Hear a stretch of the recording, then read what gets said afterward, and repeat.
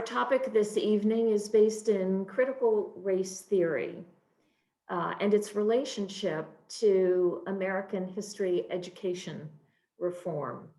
Many of us have heard about the 1619 Project and the contravailing 1776 Project, each of which has different perspectives on the nature and source and information included in American history education in our country. More recently, the term critical race theory has surfaced as kind of a flashpoint for these discussions. And so it's important that we begin with an understanding of that phrase, that term, and then move forward. So let me introduce our three speakers for this evening. First, Casey Morrison, who is a member of Westminster, and he's a professor in the Joe Biden School of Public Policy and Administration at the University of Delaware. Casey has held previous positions at Syracuse University, where he met Dr. View, the University of Missouri, and Mississippi State University. He's received a Bachelor of Arts cum laude from Boogaloo College and has a master's and a PhD in political science and African studies at the University of Wisconsin in Madison. Casey has written numerous articles and 5 books on related aspects of African American history. So we're delighted that Casey has put this program together for us this evening. Dr. Jenice View is an associate professor of transformative teaching at George Mason University, where she has been since 2005. She's been an educator in a variety of classroom and community settings. A native of Washington, D.C., she has a Bachelor of Arts degree in Economics and International Relations from Syracuse, a Master of Public Administration from Princeton University, and a PhD in Education from Union University and Institute. She's a recipient of multiple awards and grants for her work in teaching inclusive American history, and she's presented workshops in a number of national and international settings on civil rights education and other aspects of inclusive education. Laura Sturgeon is a Delaware State Senator representing the 4th Senate District in our state. She's nearly a native of Delaware, as am I. Laura's parents came here, immigrated from Argentina. Mine immigrated from New York City. So neither of us can quite claim to be natives, but pretty close. She's a graduate of Brandywine High School. I'm a graduate of Mount Pleasant, but I like her anyway. We've been rivals for a very long time. Laura has a Bachelor of Arts in Communications from the University of Delaware and a Master of Arts in English Literature. She was a public school teacher for 25 years before she retired in 2019. She's currently chair of the Senate Education Committee in the Delaware Legislature and is a co-sponsor of House Bill 198, which has been passed by the Delaware House and Senate in this session and is awaiting the governor's signature. That bill is entitled an act to amend Title 14 of the Delaware Code relating to Black history education. So tonight's program will begin with Casey giving us some background on critical race theory and its effect on education reform.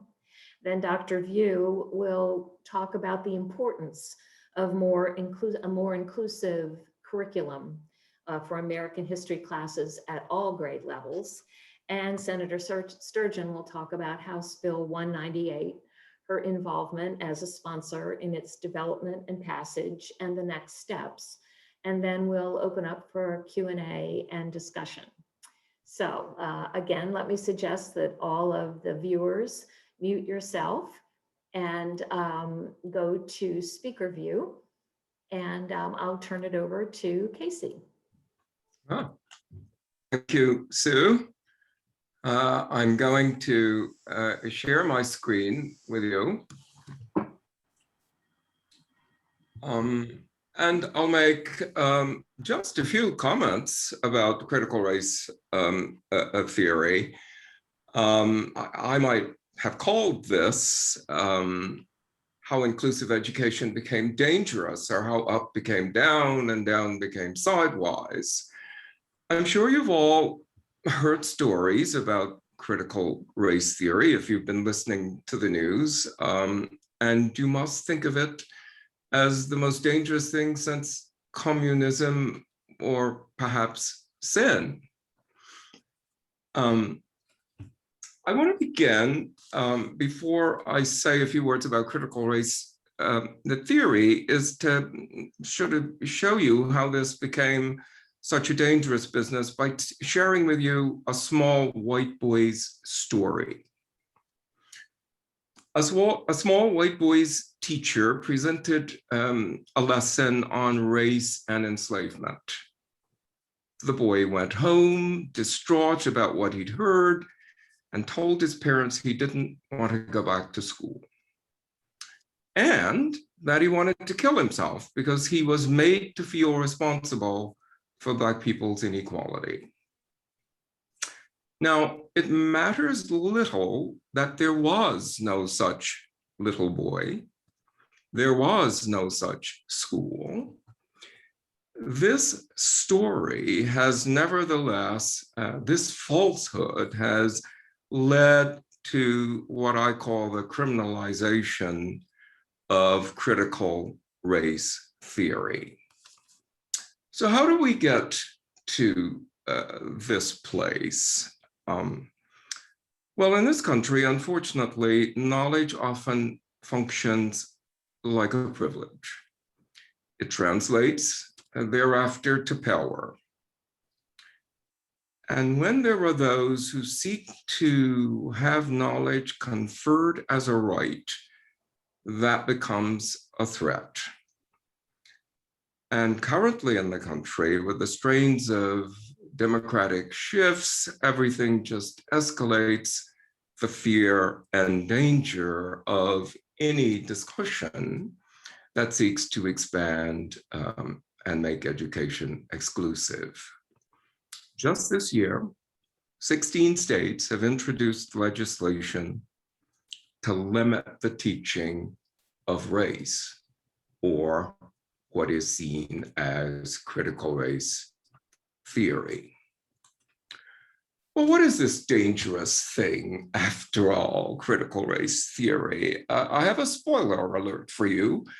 You might think that this was an idea that teachers and specialists in education have come up with.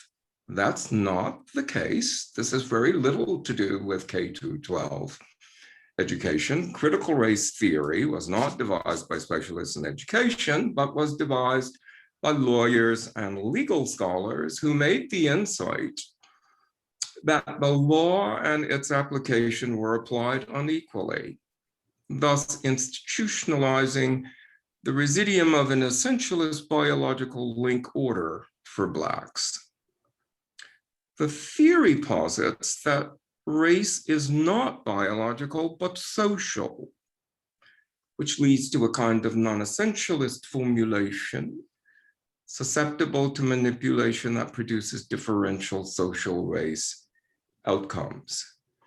And critical race theory then sets out to offer analytical tools for a corrective that's consistent with democratic society. That's what it is. And it's a mystery how it got to be so complicated. I'll say one last thing, and that's some thoughts about how to get beyond critical race theory so that we can create inclusive education like what the state of Delaware is trying to do now. It is my argument that there have been two academic fields of inquiry, both recently developed, in which some of the most important new knowledge in the known world has been developed, and that is in Black studies and women's studies. And I think these are tools that would allow us to begin to think critically about how to make inclusive education. I've put here on the screens some examples of what this knowledge production has generated after African-American students began to arrive in fairly large numbers in major white universities and discovered there was nothing in the curriculum about their experience and their history. And they argued that a credible university must also tell their Black stories. This led to knowledge production, and I've put some examples here of the discoveries that are not discoveries at all, but things that were not routinely taught as a part of history. Similarly, for women's studies, where women and feminist work made the insight that when I control my body, I can tell my story. And the knowledge production that has been generated out of women's studies, like in Black studies, has served to expand the canon and provide some of the tools and information that can help us to have an inclusive education curriculum for K through 12 education, as well as anybody who wants to be critically educated. So let me stop there. You may not have thought critical thinking, critical race theory could be so simple, and turn it over to Dr. View, who will continue on the program.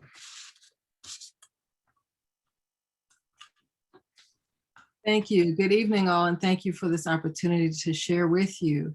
I'm going to share my screen because I too have a PowerPoint. I will move very quickly through it. I was asked to speak to the question of the importance of an inclusive curriculum. 1 second, let me get some presenter view. Can everybody see that? Okay. Okay, great. So a thing that has been said is that Black history is US history, and in this case, it's also Delaware history.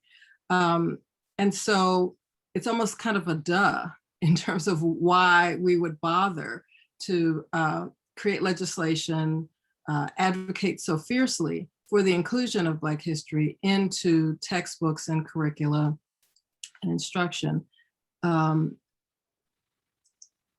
In all endeavors that make a nation, and I've focused my attention today on Delaware, but this would be true for all of the states, Blacks in Delaware have labored as enslaved workers since 1639, as domestics and laborers from 1865 to 1940, as farmers, educators, ministers, small business owners, lawyers, artists, etc., from the very beginning of Delaware as a state.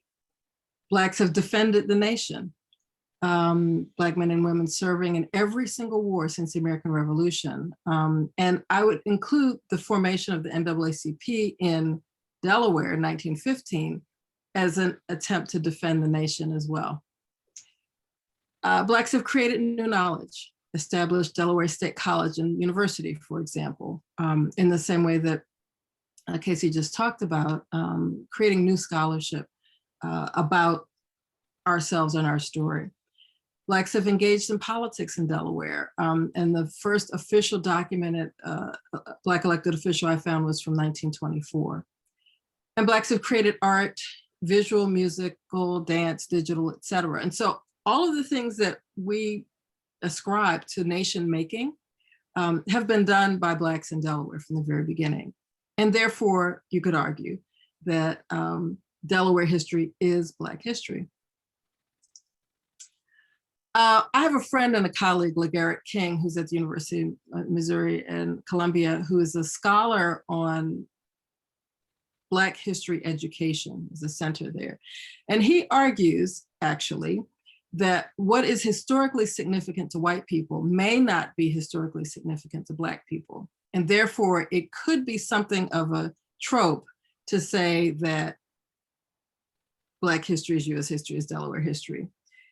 He argues that, and this is a long quote, I won't read it to you, but there's an illusion of inclusion when we talk about Black History Month, for example, or even perhaps some of the ways that this legislation could fail by not going deep enough in terms of introducing content and ideas and critical thinking that support an understanding that there may be there are different perspectives on what we consider important, depending on who you ask.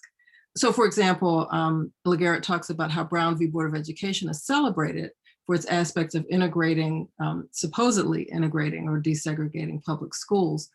But there are Black counter narratives to that story that say, our schools were not failing. They might not have had air conditioning, they might have had second-hand textbooks, but we had brilliant teachers who loved their kids, who taught us well, who then created a lot of the giants of the 20th century, for example, who have changed this country. And so to say that Brown was a good thing and a necessary thing for Black education could stand to be critiqued if we allow a broader perspective. Again, from the beginning, there have been Black people in Delaware, and on the eve of the Civil War, the population was 19%, almost 20% of the Delaware population. And in 2021, we're looking at 23% of the state's population African-American. And so there's some compelling reasons why you want to include the history of a quarter of your population in the telling of your story. We also see some of the residual effects of enslavement and Jim Crow in terms of median household income, educational attainment, poverty rate, et cetera. And so education, if you believe education is power, education can lift people and shift power in such a way that we create greater equity in the state. And part of the way to do that is through the teaching of Black history. And so back to my friend LeGarrette, he's identified 6 principles of Black historical consciousness that need to be a part of any kind of instruction that we do on Black history. So the first 3 are things that are pretty well understood and commonplace. We understand that we have to talk about systemic power, oppression, and racism, and that includes enslavement. We have to talk about agency, resistance, and perseverance, and that's partly the hero stories that we hear, the slave revolts that we learn about, the ways in which people have triumphed over adversity, and then an understanding of the continent of Africa and the African diaspora seem to be these 3 things seem to be a part of the generic understanding of what should be included in a Black history curriculum. But LeGarrette offers some other pieces. So one would be this notion of Black joy and love as a way of honoring and celebrating Black humanity. And so it's not simply, and it's not in a silly way to talk about Black music and Black food and Black clothing. You know, that's detrivializing. But in fact, those are things that are expression of creativity and survival and have made important contributions not only to this country, but to our own communities. And so that's another part of how we need to teach the story of Black people in Delaware and in the country. Another piece is understanding Black identities. So many of the stories focus on Black males who are middle class and heterosexual and Christian and able-bodied. And we know that there have been other people of other identities that have been powerfully influential in changing the nation, changing the state, changing our understanding of what it means to be a democracy, what it means to be the economy that we have, what it means to create equity. And so that's an important piece as well. And then finally, he argues that there needs to be this notion of Black historical contention, meaning that the Black people we uplift and talk about in the teaching of Black history don't have to be perfect, don't have to be sin-free, that they're complex, they have a human dimension to them, as all of us do as human beings. And it's not useful to sanitize their stories as part of understanding more broadly the histories of this country, in the same way that we're challenging the mythology around Thomas Jefferson as a perfect human being. We also then allow ourselves to challenge the mythology around other leaders and powerful people from the Black community who have had an impact on this country. In order to teach this way, I just have few more slides here. One of the things Delaware will need is more Black and other teachers of color.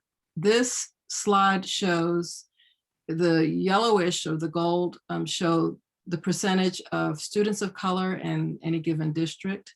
The blue shows the percentage of teachers of color in that same district. So there's a lack of proportionality or equity in terms of even matching. If you wanted to race match, if that were an important thing to do, you just need a whole lot more Black teachers and other teachers of color to match the number of kids who are in your school system.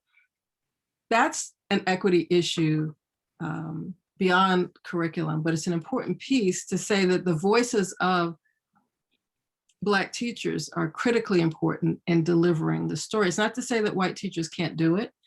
It's to say you need Black teachers, period, if for no other reason than to match the number of students in your schools. Another important piece to teach in this way is to have more mentoring from community voices. And what that means then is not only drawing on the research that scholars of color have produced. So there's a theory about funds of knowledge that Velez Ebanez and Greenberg first promoted in 1992, Gonzalez, Mal, and Amanti in 2005.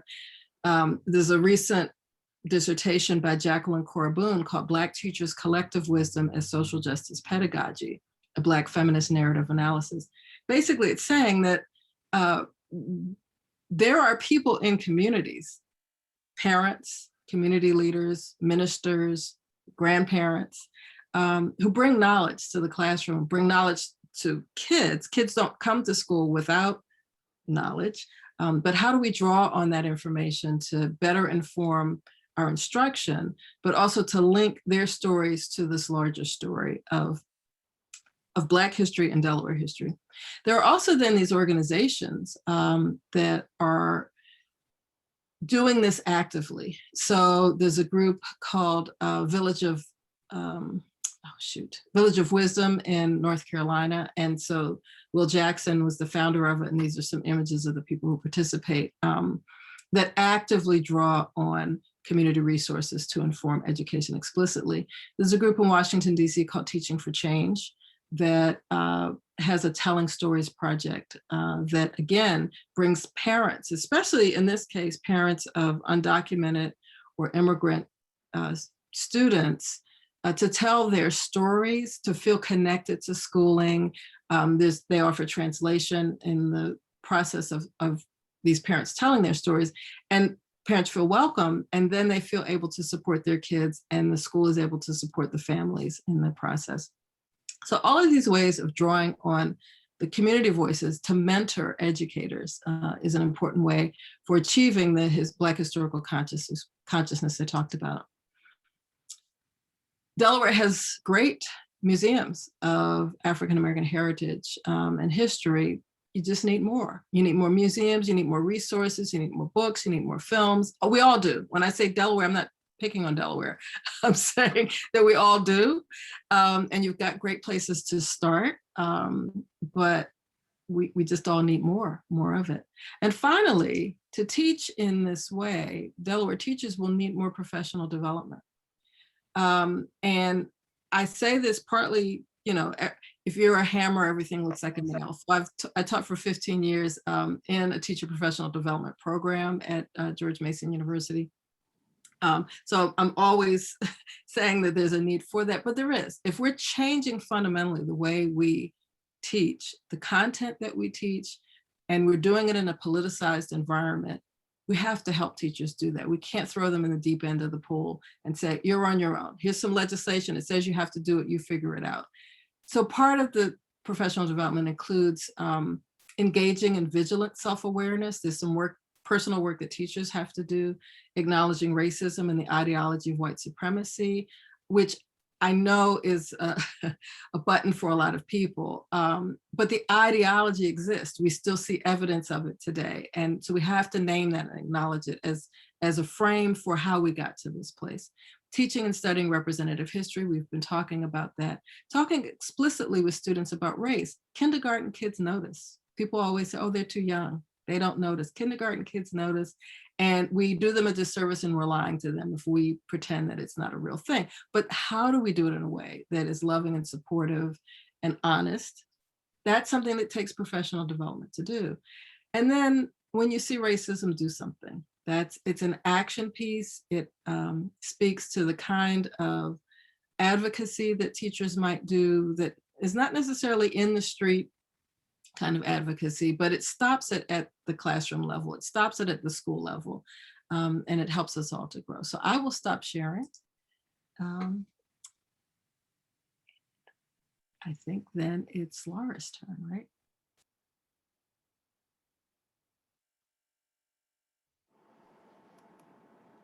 Is it my turn? Okay. Okay. Well, that was really interesting. I really enjoyed hearing from Casey and sorry, I'm finding everybody on my screen and Jenice, but should I refer to you as Dr. Morrison and Dr. View, or it's okay? Just call me Casey, please. Oh, okay, thank you, thank you. You don't have to call me Senator. Just kidding, yeah, please call me Laura. So I was a teacher for 25 years in Delaware public schools, and for the 17 of those years, I taught English literature. And some of the sort of the themes that we were told to teach, for example, was, I think it was 11th grade was American Lit, and a big theme that a lot of American Lit teachers taught was the American dream, right? The American dream. And I just, you know, I did the best I could, but I just was so much more drawn to marginalized people. And so the way I ended up teaching it was through the, luckily I had a lot of flexibility. I was given a lot of flexibility. And what I did was I said, well, let's start with this trope, the American dream, and let's assume, yes, it exists. This trope definitely exists, that where you start out in America is not necessarily where you end up. And, you know, you can improve upon your life as you go through your life. And at one time, not so much for my generation and the generations after me, but at one time, the American dream meant, you know, you did better than your parents did. But it didn't feel very honest to me.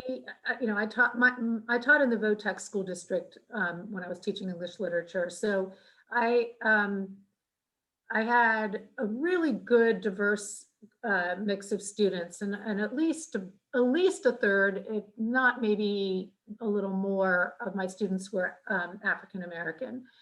And both as a woman and as a person who taught a lot of African American kids, I always felt like just the American dream just rang a bit false and rang a bit hollow.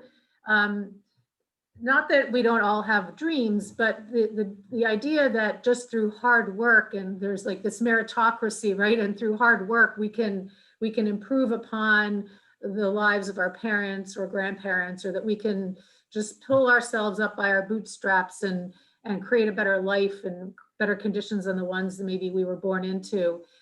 It just didn't feel real. And so I changed the curriculum, and I kind of like explained the baseline American dream idea, you know, what the idea of it is, but instead I focused on the people and groups who sort of, for whom the American dream was really a struggle, and for whom the American dream was maybe out of reach, that it could be some, you know, one could aspire to this constant improvement, but there were so many barriers and obstacles. And so we read a lot of women writers. I made sure that we read a lot of Black writers, African American writers.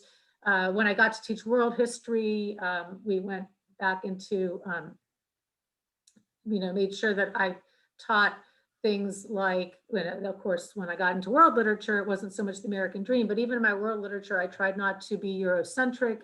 We looked at African writers like Chinua Achebe from Nigeria. I taught a whole unit on West African film from countries like Mali and Burkina Faso and Senegal. We read the epics. When we were reading epics, we didn't just read the European epics or the Roman and Greek epics, but we also read Sunjata, the story of Mali, and we watched the film Kaita. It was about a griot, and we talked a lot about post-colonialism and pre-colonialism. And so I've always just aspired to teach things to my students that were relevant, that I felt were more relevant to them and their experiences.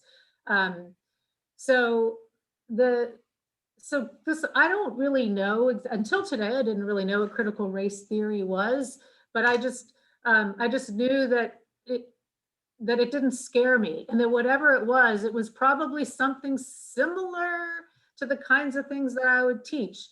My idea of it was it probably has to do with power structures. It has to do with owning up to the fact that, some people in society have more power than others, and how they use that power, how they wield that power, matters.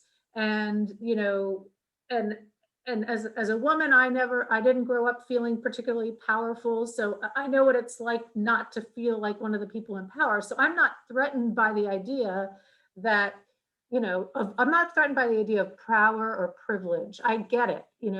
I get that I have certain privileges because the color of my skin, and I also had certain disadvantages because of my gender.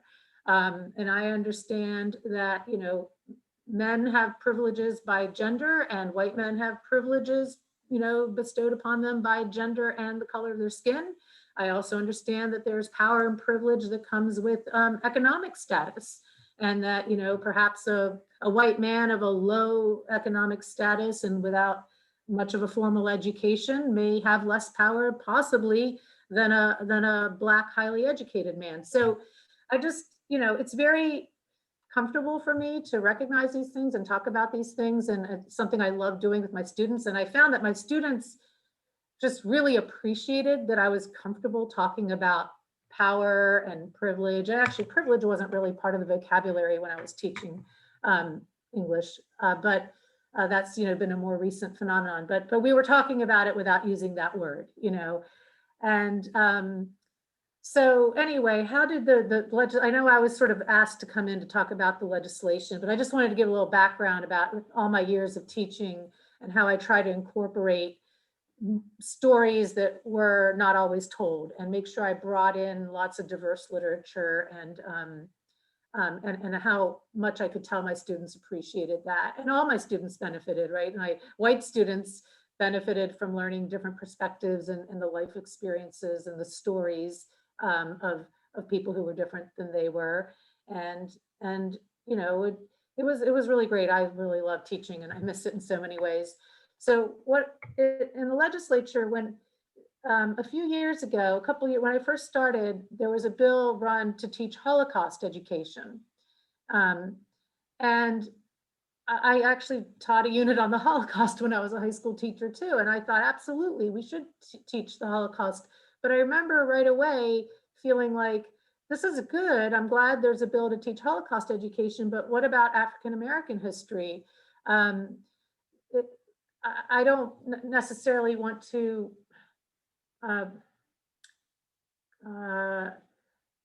I just felt like singling out a particular group that had been oppressed. It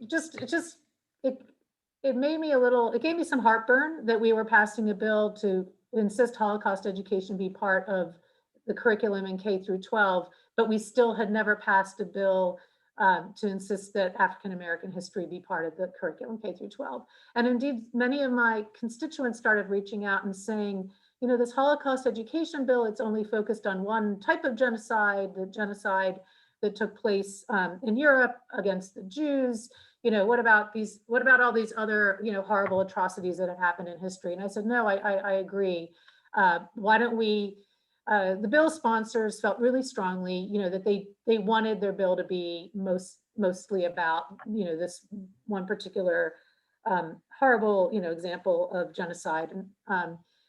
So what I told people was, let's work on our own bill. Let's go ahead and pass this bill. It certainly should be taught, sure, but let's work on a bill to make sure African American history is part of our curriculum too. And I was really excited to work on that, except when the Black Legislative Caucus formed right after I was elected, they decided to take that on as one of sort of their initiatives. So really, this bill, I didn't have a huge part in. It was written mostly and crafted by members of the Black Legislative Caucus.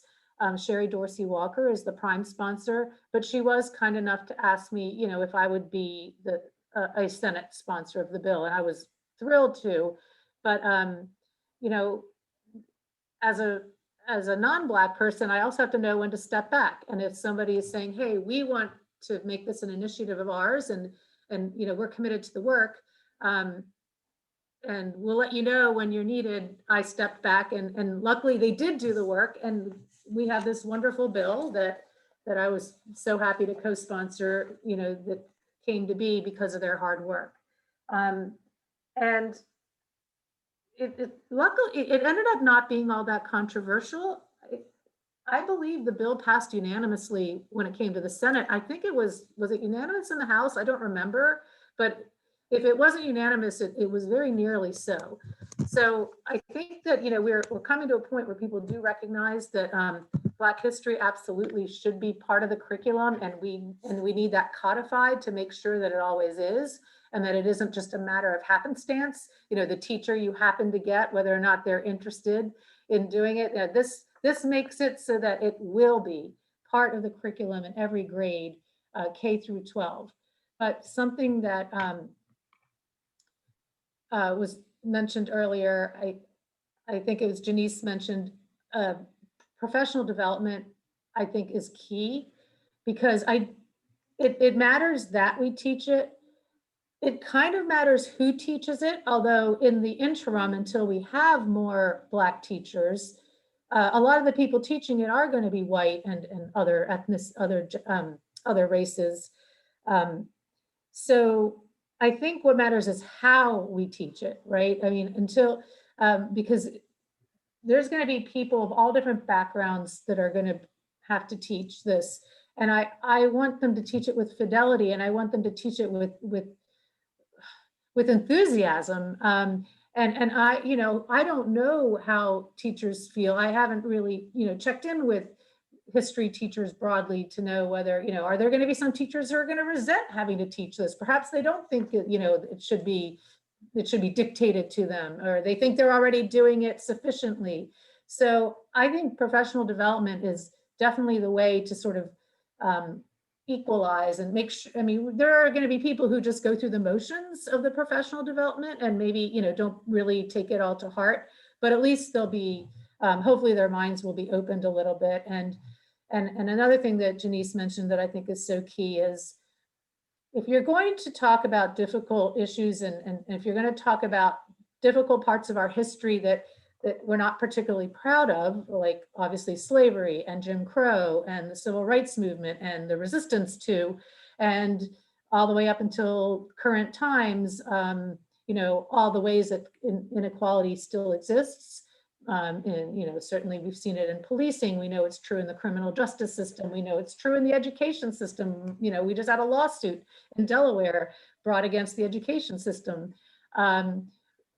If you're going to talk about these inequalities, you have to be comfortable, looking yourself in the mirror and seeing what part you may have played, especially if you are a person of privilege.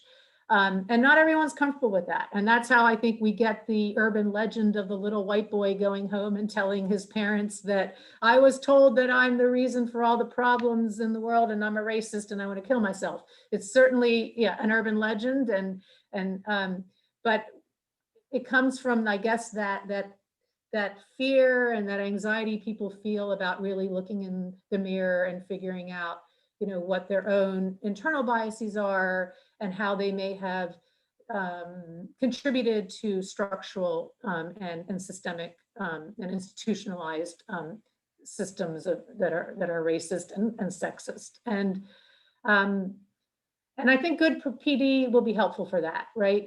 People can learn to be more comfortable, being more self-aware.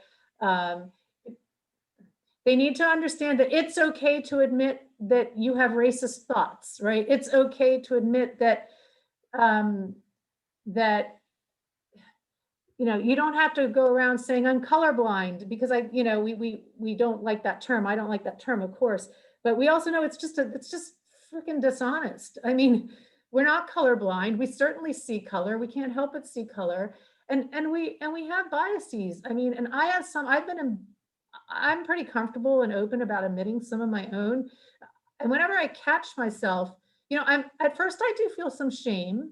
And then I say, well, at least I'm willing to admit, oh my gosh, I just, had this automatic, like, negative reaction to something that was definitely based on a person's race.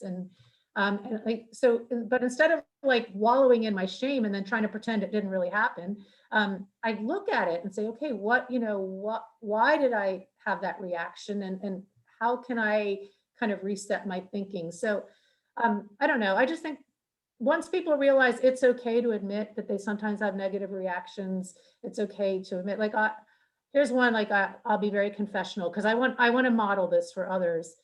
And since I've seen stories about this being the case, but it's embarrassing to admit I was one of them. I remember going to look at homes to buy a home and having just sort of a weird feeling of discomfort. And this was about 10 years ago, and this probably wouldn't be the case now, but because I do think we evolve as we look at ourselves. But I remember in a couple of the homes I looked at over a period of a year, when I was looking at homes a lot because I didn't know quite what I wanted, but if I went into a home where there was family pictures and it was clear that the family who lived in the home that was selling the home was African American, I felt a little slight, like, oh,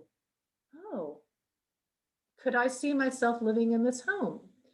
Now, it wasn't like, oh, I could never live in this home. But it was like, oh, it's an African American family, huh? And it just gave me pause, and I had to ask myself why. Why does that give me pause, and why do I feel anything different when I see it? That the home was lived in by African American folks rather than white folks. So there's like little things like that. I remember there was also a time where a white student of mine, a white girl, snuck out of class early. And I remember my first instinct was like, oh, she's a good girl. She hardly ever breaks the rules. I don't know, maybe I'm not going to write it up. And I stopped myself and I thought, okay, if this had been one of my African-American boys, would I have said, oh, he's a good kid, I don't really need to write him up. And I realized that, sometimes when it came to my African-American boys, I was pretty quick to, like, I had a great relationship with all my students, but maybe I was a little stricter with them. And I would have probably rationalized it to say, well, this boy is more of a troublemaker. I do have more problems with him, and therefore I am. But, is that really all it's about? Or, is it something else? Maybe I recognize myself in that, white suburban girl that, that was me once before. And, I used to sneak out of class early. I was not, I wasn't a rule follower by any means. But whatever the reason, am I truly, treating all my students equally when it comes to discipline and matters like that? So I have definitely caught myself, being what I would call, racist, like not in a mean-spirited, not in a, way, but just a knee-jerk racist reaction. So I just like anyone who tries to say, I'm not racist, or I don't see color, is lying to themselves. And I think good PD would be helpful for them. And I think if they're going to be teaching the history of African Americans, and they themselves aren't African American, they really should go through PD to understand their own internal biases, implicit bias, and just figure out how you might unpack them and understand them. You can't necessarily make them go away, but I think you have to be willing to admit that they're there and understand them, because then you can be sort of an honest broker with your own students when you're dealing with them, because they certainly will pick up on things. If you deny something that's happening, they're not going to let you get away with it. Students they see things, and you're way better off admitting to your own biases than pretending that they don't exist. And I think So I think that there are probably two aspects. I don't want to cut you off, Laura, but I No, want to no, be sure we have a little bit of time for some question and answer. sorry, I know, I tend to discussion. go on and on. I know, I could do it forever, and somebody would have to ring a little bell, and I'd say, okay, fine, I'm going to stop right now. But I think that what this brings up is that I had always been thinking of the implementation of this bill along the lines of curriculum. What are you going to teach? And so what's new to me in what Jenice had to say, and as you've related your experiences, is who's going to do it? How are they going to do it? How are we going to make it truly effective and meaningful? And so it's a much broader question than just what are the chapters in the textbook. And so I think that's I don't know, Jenice or Casey, if you have any thought to add about that, if other people have questions. Just kind of wanted to sort of open it up to that broader question of where do we go from here? Not that we're going to answer that all tonight and solve it, but to give that some consideration. I will just briefly say that is a really important insight, that there have been tons of materials written on the African-American story in this country, more to tell, of course, and films, and other resources. So while there needs to be more content and of the sort that my friend LeGarrette talked about in terms of broadening who gets represented in those stories, the content is there. It's the how of the teaching of it that's really challenging and difficult. If you turn Black history into a standardized test, kids will hate that as much as they hate any history. And so we're not trying to do that. I've cut you off, Casey, I'm sorry. Oh, no, you're just echoing what I would say is that how we do this business is as important as the content.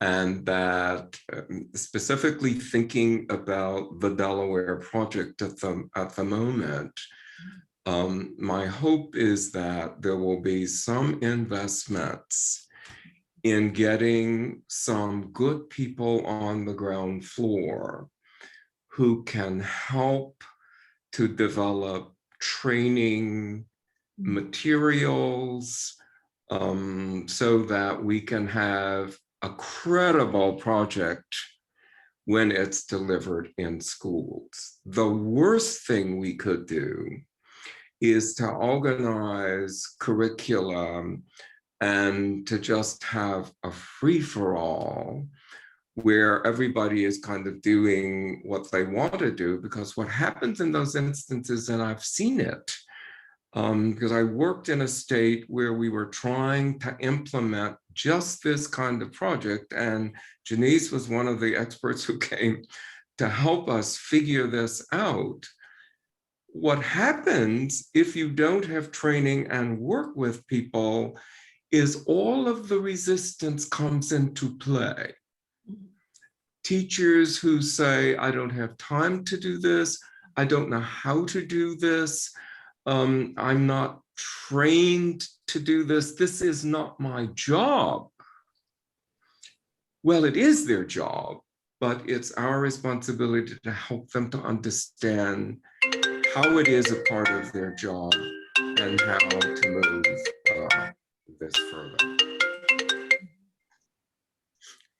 I think it's also been my observation, having been a classroom teacher and then also doing professional development, is that generically we burden teachers mightily in this country. We don't respect them. We don't pay them enough. We don't offer them the kinds of supports that are necessary. And we expect teachers to backfill gaps that are failures of other systems in our communities. And so as a person who's keenly interested in the teaching of Black history, I would hate for that to be one more thing the teachers hate about their jobs. And so it would be part of an effort in general to model good professional development, model good instruction, how it can be infused. I love the legislation because it talks about the infusion rather than sort of add-on.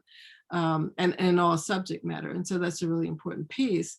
But we can't, again, I said at the beginning, we can't just take the teachers and throw them in the deep end of the pool and say, okay, swim, figure it out. There have to be a community of people who are supporting them in this effort. Are there questions that people have? Dee Dee, do you have something? Yes. Well, Casey, I really appreciate your emphasis on the need, and Jenice, the need for a curriculum. Now, my question is, are there federal legislation?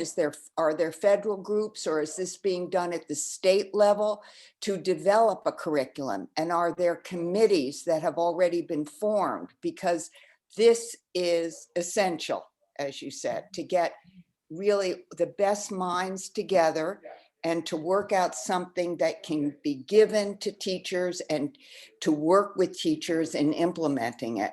But is anything being done right now in that regard?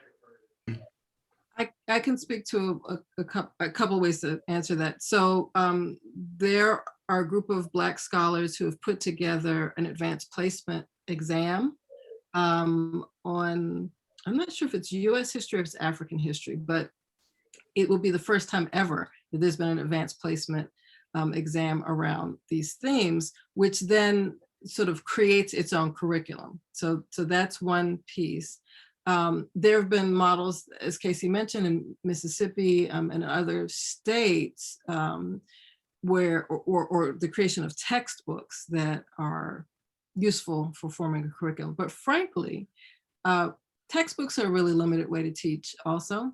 And the most powerful way for kids to learn history, we've discovered, is for them to learn their own history. There's either their state history, the community history, their town history. And that then sparks a real love for understanding the stories, the complexities, the challenges that communities had that they are still living the legacy of. If you sort of impose, okay, here's the textbook, here's the curriculum for all time on Black history. What we discovered in Mississippi, for example, is that a lot of students in Mississippi had no idea that Mississippi was at the core of what we call the civil rights movement. They thought, oh, it happened in Atlanta with Dr. King, or oh, it happened in Alabama with the Montgomery bus boycott. There was nothing that happened here in Mississippi that was relevant to this larger national movement, you know, and that's because there was nobody to share that and also guide students to ask the question of their grandparents or you know, that church member down the street or whatever. And so I think, yes, it's good to have templates, but it doesn't stop there. It really has to be, we in general, for all history, for US history, the reason why Hamilton was so popular is because it just brought to life a part of US history that people snored normally say, oh, Alexander Hamilton, who is he? Why do we care? You know, but it just brought it to life in a way that it hadn't been done before. And that's what will spark the love of history in kids, no matter what the topic in history. And you can get kids into archives, into records in their local communities. But I think, Laura, our legislation hasn't been signed yet, right? So I think a lot of the logistical stuff probably hasn't really started to be formulated. So That's correct. I'm just gonna, I mean, it's written into the legislation that the Department of Education shall develop and make publicly available a list of resources to assist a school district, blah, blah, blah, in creating, shall consult with organizations that provide education about the experience of Black people. And then it gives a few examples: National Association of NAACP Africana Studies Program at Delaware State, Delaware Heritage Commission. And then I'm happy to see that it says school districts and charter schools shall provide in-service training required under this section within the year. So there's going to be work that will have to be done around. This says you have to teach it, but what it is, what it's going to look like, that work will be ongoing with the Department of Ed and with local districts. And yeah, we have yet to see, even after it's signed, there'll still be work to be done to see what it ultimately looks like. Pat? Just a couple of things. Number one, as a native born Delawarean who's been here almost 83 years, I was involved with Brown versus Board of Education, which was desegregation, not integration. And then in 1976, my daughter was involved with the whole busing incident. And my experience then was that because they broke apart a school system that was adequately educating our children and sent our children into areas which were very foreign to them and also foreign to their families. In situations where white teachers, because they did not protect employment of Black teachers with all the experience they had in this desegregated incident, many of the white teachers were not prepared, were very resentful, and were very unkind to these kids that came in from the city. I know because as a parent, I was very active because you couldn't take my child anywhere that I couldn't go. Because if I couldn't go there, she couldn't go there. But anyway, the whole business of teachers being instructed first and getting rid of all their angst is very important because we're talking about something that's systemic, that is a part of the DNA of the culture. We're talking about people, whether they think they have power or not, can coalesce with power in their silence. And I would hope that any training would not be about sensitivity training. We had all that business in the 60s and it went nowhere because nobody was sensitized to anything when it came to people of color, particularly Black people. And so it can't be a curriculum that you're going to expose teachers to. It can't be, shall be, it has to be, must be, because all these shells are just games that whiteness plays to maintain its power. And so I am very concerned because I have great-grandchildren who will be growing up in this system. And I, as a parent, grandparent, great-grandparent, want to be sure that they are not blindsided by people who seem like they like you, but the minute you do something they perceive as not proper, there's a price you're going to have to pay, maybe for the rest of your life. So to me, this is serious, serious business. And if we're not ready to speak truth to power, to hold people's feet to the fire, and to make sure that our children are learning something that they never have to unlearn. And we have lots of children who have been taught one way. And what you never want to do is teach a child something they have to unlearn. So you're talking about people who have been taught for years, even today, to unlearn and relearn the truth about Delaware and how it has treated Black people. And so I pray every day, but people be clear. This is serious business. And talk is cheap, actions speak. And so if the governor, I need to be on the phone with him. I don't know why he's holding it up. I'm serious about that. And the other thing is, I do want to see a copy of, because if there are too many shells, or maybe you have a choice, it's not going to fly. Well, shall is just legalese. So the way these are written, it's legal language for consistency, but shall does mean must, just for what it's worth. But we can send a link, right? Sue, you would be able to Absolutely, send a link yeah. to all the We'll participants send you to the a link legislation. so you can read. It's not even that long. It's only 3 pages. So it's, but just know that shall means must. They must, and they're held accountable. They have to report to DOE every year on how they're teaching this stuff. Yeah. Well, I But want to people thank. who Go ahead. but people who are always in charge, when you tell them shall, that means I have a choice. Let's not fool ourselves, because I'm not fooled by it. If you tell me, well, you shall, well, yeah, but I don't feel like it. And what are you going to do about it? So what are the consequences if I don't? And I'm through. Well, and I think that is the point in terms exactly of what and how.